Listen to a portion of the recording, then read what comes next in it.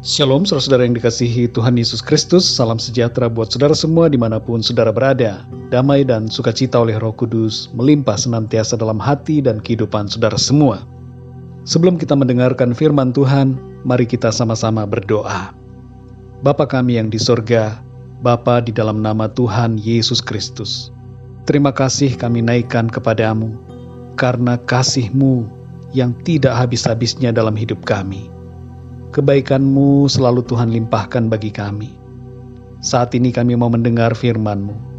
Berbicaralah ya Tuhan kepada kami semua. Kami mau mendengar. Dalam nama Tuhan Yesus Kristus, kami berdoa. Haleluya. Amin. Saudara yang dikasihi Tuhan, ayat renungan kita pada saat ini terdapat di dalam Markus 1 ayat 15. Tertulis demikian. Katanya, waktunya telah genap. Kerajaan Allah sudah dekat. Bertobatlah dan percayalah kepada Injil. Saudara yang dikasihi Tuhan, perjalanan sejarah manusia di bumi ini dari sejak awal tidak lepas dari rencana penyelamatan Tuhan atas manusia ciptaannya. Sejak semula, Allah sudah mempunyai rancangan penebusan dan keselamatan untuk semua orang. Adam dan Hawa jatuh ke dalam dosa dan membawa kita semua masuk ke dalam keadaan yang berdosa. Segala kecenderungan hati manusia adalah jahat semata-mata. Tidak ada yang benar, seorang pun tidak. Semua orang telah berbuat dosa dan telah kehilangan kemuliaan Allah. Tidak ada satupun yang bisa menyelamatkan dirinya untuk mencapai Allah yang maha suci dan kudus. Dosa sekecil apapun tidak bisa membuat kita masuk ke dalam hadirat-Nya yang kekal. Siapakah yang dapat melihat Tuhan? Hanya orang yang suci hatinya dan bersih tangannya. Kita tidak bisa melakukan sesuatu untuk membuat diri kita suci dan layak masuk ke dalam surga dan terbebas dari hukuman. Ketetapan Allah sudah dibuat. Upah dosa ialah maut. Dosa Adam menjalar ke semua umat manusia sampai kepada kita hari ini. Perbuatan baik dan kesalehan kita tidak bisa membuat kita layak di hadapan-Nya. Orang yang sudah terhukum mati tidak akan bisa berbuat apa-apa selain menantikan hukumannya. Apapun perbuatan baiknya tidak akan membebaskannya dari hukuman yang harus ia terima. Firman Tuhan berkata bahwa segala kesalehan kita adalah seperti kain kotor. Saudara yang dikasihi Tuhan, ritual keagamaan, amal baik, dan semua perbuatan saleh tidak akan membuat kita terbebas dari hukuman kebinasaan yang kekal. Hanya ada satu cara untuk membebaskan kita yang statusnya terhukum mati, yaitu pengampunan dan penebusan. Allah mau mengampuni kita, tapi pengampunan tanpa penebusan berlawanan dengan asas keadilan dan ketetapan hukum-Nya. Allah akan menjadi hakim yang tidak adil bila membebaskan orang yang bersalah begitu saja. Sebab Allah sendiri telah menetapkan bahwa upah dosa ialah maut, dan Allah tidak mungkin mengingkari hukum-Nya sendiri. Allah yang maha adil akan berlaku tidak adil pada hukum-Nya bila Ia mengampuni dan membebaskan kita yang berdosa. Tapi syukurlah, Allah yang maha adil itu juga adalah Allah yang maha kasih. Ia mau mencurahkan kasih dan pengampunannya bagi kita dengan cara menyediakan suatu korban tebusan bagi diri kita. Korban tebusan itu bukanlah binatang, karena binatang tidak dapat menggantikan manusia. Korban itu juga bukan uang atau harta, karena uang dan harta tidak bisa disamakan dengan seorang manusia. Manusia harus ditebus oleh manusia, nyawa ganti nyawa.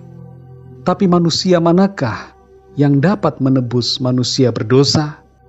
Manusia yang berdosa tidak dapat menjadi tebusan bagi manusia yang berdosa, karena ia juga adalah berstatus terhukum. Harus ada manusia yang suci tanpa dosa, yang menjadi korban tebusan bagi semua manusia yang berdosa. Semua keturunan Adam tidak dapat menjadi korban tebusan. Nampaknya tidak ada harapan bagi kita. Tapi syukurlah, Allah yang maha adil dan maha kasih itu juga adalah Allah yang maha kuasa. Ia menjadikan dirinya lahir sebagai manusia yang suci tanpa dosa. Bukan dari hasil perkawinan antar manusia, tapi merupakan intervensi Allah sendiri. Ia lahir dari seorang perawan bernama Maria, menjadi seorang manusia yang suci tanpa dosa. Allah yang tidak terbatas itu menjadikan dirinya terbatas dalam tubuh manusia. Namun kehadirannya dalam tubuh manusia tidak membuat sorga kosong, sebab Allah maha hadir. Ia hadir dalam rupa manusia di bumi, dan ia juga hadir di dalam sorga. Ia hadir dalam alam semesta, sebab ia maha hadir. Inkarnasi Allah menjadi manusia adalah peristiwa satu-satunya. Allah yang suci itu menjadi pribadi manusia yang suci, dan dengan demikian ia menjadikan dirinya memenuhi syarat untuk menjadi korban penebusan bagi manusia ciptaannya. Penyaliban dirinya merupakan rencana penebusannya bagi semua umat manusia sejak awal penciptaan sampai akhir zaman. Semua orang yang berdosa telah ditebus oleh kematiannya di kayu salib. Darah yang suci itu tertumpah ke bumi.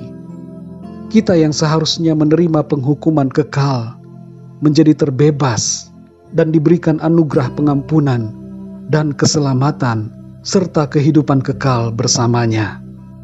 Semua belenggu kita sebagai terhukum telah terlepas.